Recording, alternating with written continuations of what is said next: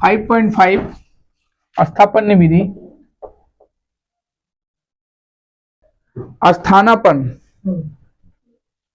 स्थानापन्न विधि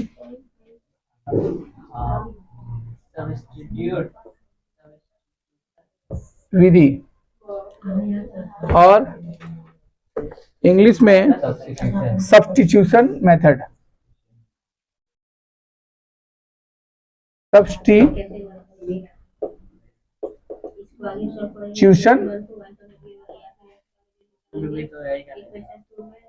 मेथड। ठीक है, सवाल एक तो बता रहे हैं, समझिएगा।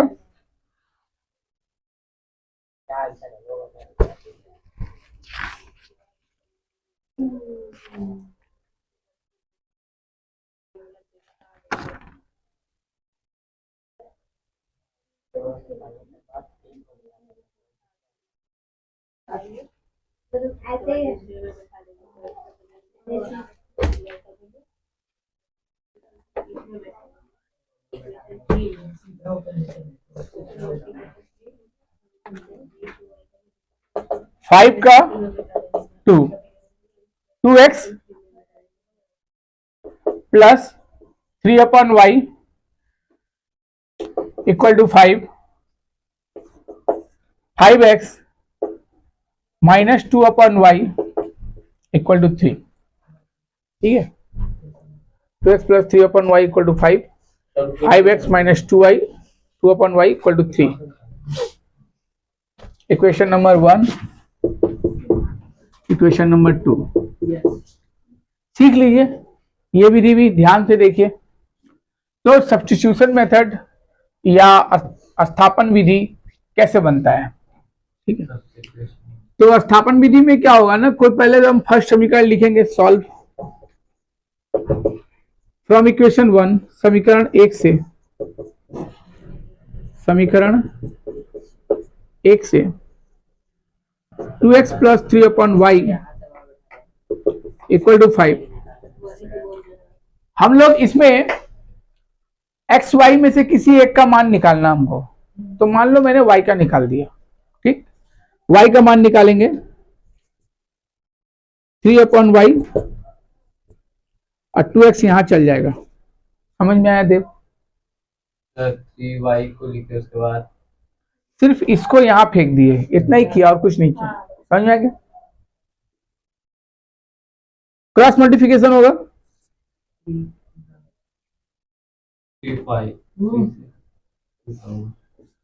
y 5 माइनस 2x, इसके सामने 1 है, 3 का 1 से मल्टीप्लाई करेंगे 3। मान किसका निकालना है? किसी एक का खाली वैल्यू निकालना है, y का निकालते हैं। तो y का निकालेंगे 3, ये मल्टीप्लाई के पोजीशन में इधर आके डिवाइड हो जाएगा, डिवाइड यानी फ्रैक्शन में आ जाएगा, बटा के नीचे आ जाएगा। y का वैल्यू निकाले, x में निकला, y का वैल्यू निकाले, x में निकला। ठीक है, फर्स्ट समीकरण में हमने फर्स्ट इक्वेशन में केवल y का वैल्यू निकाला, राइट। अब ये जो वैल्यू मैंने निकाला है, अरे ध्यान से देखो शिवम, आगे पीछे सबका आएगा इसलिए ध्यान से देखो। ये जो वैल्यू हम लोगों ने निकाला है, इस वैल्यू को हम सेकंड वाला इक्वेशन में बैठा देंगे। सेकंड इक्वेशन में बैठाने का मतलब हो गया, अभी अगर जल्दी जल्दी में हम पूरा चैप्टर, प्रत्येक चैप्टर से अगर 3 4 करके करवाते हैं जल्दी जल्दी में, चूंकि समय नहीं है, तो बाद में विस्तार पूर्वक करना है, क्योंकि फाइनल एग्जाम में पूरा किताब से आएगा।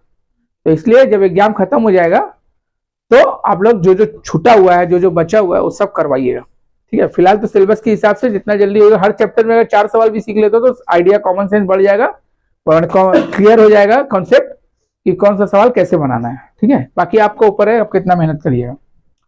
तो y का वैल्यू निकाल के हम लोग x में डाल देंगे, तो लिखेंगे समीकरण 2 में y का मान बैठाने पर, समीकरण 2 में y का मान बैठाने पर, putting the value of y in equation 2। Clear? अच्छा, तो 5x माइनस 2 2 अपॉन वाई है इक्वल टू 3 है। ठीक, तो 5x माइनस 2 अपॉन वाई को हम लोग 2 डिवाइड वाई लिख सकते हैं। हाँ, किसी भी बटा को हम लोग फ्रैक्शन को डिवाइड में दिखा सकते हैं। अच्छा, अभी मान बैठाना है हम लोग को, तो 5x माइनस 2 डिवाइड, और y का जो वैल्यू है वो क्या दिया हुआ यहाँ पे 3 अपॉन 5 माइनस 2x, तो हम y के बदले बैठाएंगे 3 upon 5 minus 2x, right, equal to 3। अब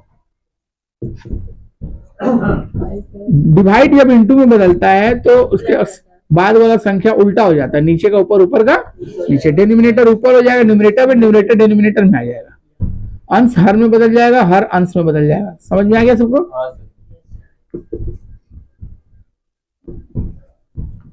2 मल्टीप्लाई हो जाएगा क्योंकि ये तो कट नहीं रहा है, तो 2 इसमें मल्टीप्लाई कर देंगे हम लोग, मल्टीप्लाई करेंगे तो 2 5 जा 10, फिर अभी इस माइनस से मतलब नहीं है हमको क्योंकि ये माइनस फ्रैक्शन के सामने है, -2 नहीं पकड़ेंगे, ये सब लोग फ्रैक्शन के सामने है, इसलिए इस माइनस को अभी कैलकुलेट नहीं कर रहे हैं, अभी जस्ट वैसे ही कर दे रहे हैं हम लोग। 2 5 10 और 2 दूनी 4x, अभी अंडर ब्रैकेट ही समझ के चल रहे हैं। ये 2 का मल्टीप्लाई इसमें भी किए, 2 5 10 2 दूनी 4। इस माइनस का कैलकुलेशन इसलिए नहीं किए क्योंकि हमने अभी ये पकड़ के रखा है कि इसके नीचे 1 है और ये जो माइनस है ना ये फ्रैक्शन के सामने में, अगर इस यहाँ प्लस है, यहाँ प्लस पकड़ के गुना किए इसलिए यहाँ का माइनस का साइन चेंज नहीं हुआ, अगर ये माइनस हम इसके सामने पकड़ के करते हैं तो ये साइन चेंज हो जाएगा। ठीक है, अब एलसीएम निकालेंगे, एलसीएम निकालेंगे तो 3 और 1 का एलसीएम कितना होगा 3, 1 से 3 का भागा देंगे 3 बार, 3 का 5 से मल्टीप्लाई करेंगे, 5 3 3 से 3 को भागा देंगे कितना बार 1 बार, 1 का किसी भी नंबर में मल्टीप्लाई करके सेम आएगा, यानी यही नंबर जब बैठेगा ना यहाँ साइन चेंज हो जाएगा, ये माइनस जाके हिट कर जाएगा इस माइनस को, क्या हो जाएगा ये प्लस हो जाएगा। हाँ, ये यहाँ ध्यान देना है, माइनस की वजह से ये तो साइन चेंज होता है, ये 90% बच्चा यहाँ गलती कर देता है, यहाँ सवाल डूबता है। ये नंबर जब सेम टू सेम बैठाने जा रहे हैं तब ये माइनस मेरा प्लस में बदल जाएगा क्योंकि यहाँ पर मेरा बड़ा साइन माइनस है, बड़ा साइन से छोटा साइन चेंज होता है, छोटा से बड़ा चेंज नहीं होता, नंबर 1। नंबर 2, जब बाहर माइनस होता है तो सामने वाला में साइन चेंज होता है, पीछे वाला में साइन चेंज नहीं होता है। ठीक है, ये 2 बात ध्यान रखना है, इक्वल टू 3। उसके बाद क्रॉस मल्टीप्लिकेशन करेंगे, 3 3 9 हो जाएगा, 15x और 4x कितना हो गया 19x माइनस 10 इक्वल टू 3 3 आगे बढ़ाओ, यहाँ 9 माइनस 10 उधर गया तो प्लस 10, इसलिए x इक्वल टू 9 10 19, यहाँ भी 19 क्रॉस मल्टीप्लिकेशन हो गया, 19 19 कट गई, x equal to 1। This is your first answer. x का वैल्यू 1, सवाल खत्म नहीं हुआ, क्यों? क्योंकि y का वैल्यू तो निकला ही नहीं, लेकिन y का हमने एक वैल्यू निकाल के रखा है यहाँ पे, हमको क्या करना है, जस्ट ये x का वैल्यू को यहाँ पे पुट करेंगे तो मेरा y का वैल्यू आ जाएगा। ठीक है, तो यहाँ हम लोग करेंगे, आगे बढ़ाएंगे सवाल को, तो यहाँ करेंगे x का मान समीकरण 3 में बैठाने पर, ये समीकरण 3 है ना, समीकरण 3 में बैठाने पर हो, क्योंकि वह y का वैल्यू चाहिए, यहाँ तो y का मान क्लियर नहीं है, ये तो अनक्लियर है।